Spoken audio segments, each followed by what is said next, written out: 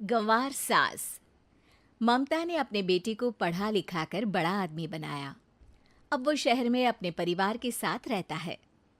एक दिन ममता का बेटा रोहन अपनी पत्नी आलिया से कहता है, अरे आलिया, सुनो, माँ अब से गांव में नहीं रहेगी।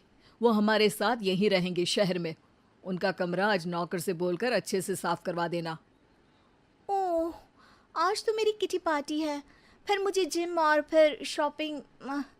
ठीक है, कल करवा दूंगी। अ, अच्छा, लेकिन माँ के सामने ये कपड़े नहीं चलेंगे। हाँ, तुम्हें साड़ी या सूट पहनना होगा। अरे बिल्कुल भी नहीं। मेरे मम्मी पापा ने इतना पैसा लगाकर शादी इसलिए नहीं की थी कि मैं अपनी मर्जी के कपड़े पहन ओढ़ भी ना सकूं। अ- अरे चलो, गुस्सा मत हो, लेकिन कुछ दिन तो माँ की खुशी के लिए कर सकती हो ना। लेकिन आलिया मानती नहीं।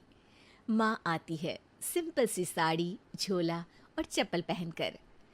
अरे रोहन, मैं इनके साथ कैसे रहूंगी? मेरी फ्रेंड्स क्या कहेंगी? ये तो पूरी गंवार लग रही है। आलिया, माँ गांव में रहती थी इसलिए ऐसी हैं। तुम आज ही माँ के साथ जाकर उनकी पसंद की शॉपिंग करवा देना। इनके साथ घर के अंदर रहना मुश्किल है, बाहर तो मैं कभी भी ना जाऊं। रोहन को आलिया पर गुस्सा आ जाता है। माँ, ओ माँ। हाँ बेटा। वो माँ को ले जाने के लिए उनका हाथ पकड़ता है कि अरे माँ, तेरे हाथ अभी तक इतने कड़े हैं, तूने इसका कोई इलाज नहीं किया? अरे बेटा, इसका कोई इलाज नहीं। वैसे भी मुझे कोई शर्म नहीं कि मेरे हाथ मुलायम नहीं है, क्योंकि इन्हीं हाथों से मेहनत कर मैंने तुझे बनाया है बेटा। अगले दिन माँ, मैं ऑफिस जा रहा हूँ। कुछ लाना हो तो आलिया को बोलकर फ़ोन करवा देना। रोहन के जाने के बाद, आप ना आज कमरे में ही रहिएगा, घर में पार्टी है, मेरी सहेलियां आ रही हैं, मैं उन लोगों के सामने आपको नहीं ला सकती हूँ। ठीक है बहू, लेकिन तुम कहो तो मैं कुछ खाने को बना दूँ तुम लोगों की पार्टी के लिए। वो लोग सिर्फ कॉन्टिनेंटल या थाई फूड ही खाते हैं। कोई बात नहीं, कभी इंडियन खिलाने वाला कोई मिला नहीं होगा ना। मैं बनाकर कमरे में चली जाऊंगी। जैसे आपकी मर्जी। आलिया के घर उसकी दोस्त आती हैं, पार्टी होती है। अरे वाह आलिया, ये क्या है खाने में? बड़ा ही स्वादिष्ट है यार, इसकी रेसिपी मुझे चाहिए। हाँ, और ये दाल, ओ माय गॉड, मैंने तो किसी 5 स्टार में भी ऐसी दाल नहीं खाई है। यार तू कुक को यहाँ बुलाना। अब आलिया घबरा जाती है। हाँ हाँ हाँ हाँ, क्यों नहीं। माँ जी ज़रा बाहर आइए। आलिया की सास सिंपल सी साड़ी और गांव के अंदाज में आती है। अरे बहू, क्या हुआ? खाना पसंद नहीं आया क्या? बहू? अरे ये गांव से दिखने वाली औरत तुम्हें बहू क्यों बोल रही है? कौन है ये?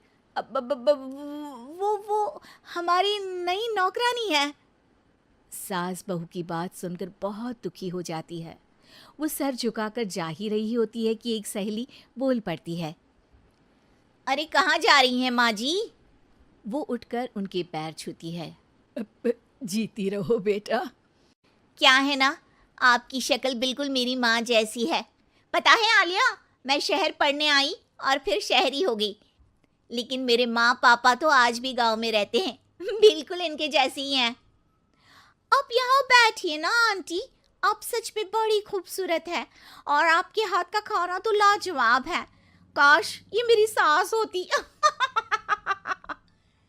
सभी सहेलियां सास को घेर कर बैठ जाती हैं और उनसे खाने की रेसिपी पूछ रही होती है कि तभी घर की बेल बजती है और रोहन आता है। अरे क्या बात है, आज आप लोग हमारे घर में? और ये लोग तो मुझे आलिया से ज्यादा माँ की सहेलियाँ लग रही हैं। क्या ये आपकी माँ है?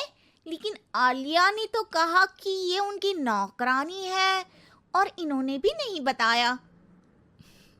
वो नहीं बताएंगी, क्योंकि उनके लिए बच्चों की इज्जत और उनकी खुशी सबसे पहले है। मुझे माफ कर दो, मुझे इन्हें तुम लोगों से मिलवाने में शर्म आ रही थी कि तुम लोग क्या कहती। अरे अब तो हमें शर्म आ रही है कि तुम हम लोगों की सहेली हो।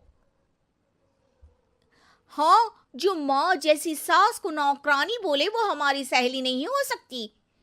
ये बोलकर सभी वहां से जाने लगती है कि सास बोलती है, आलिया की तरफ से मैं तुम लोगों से माफ़ी मांगती हूँ।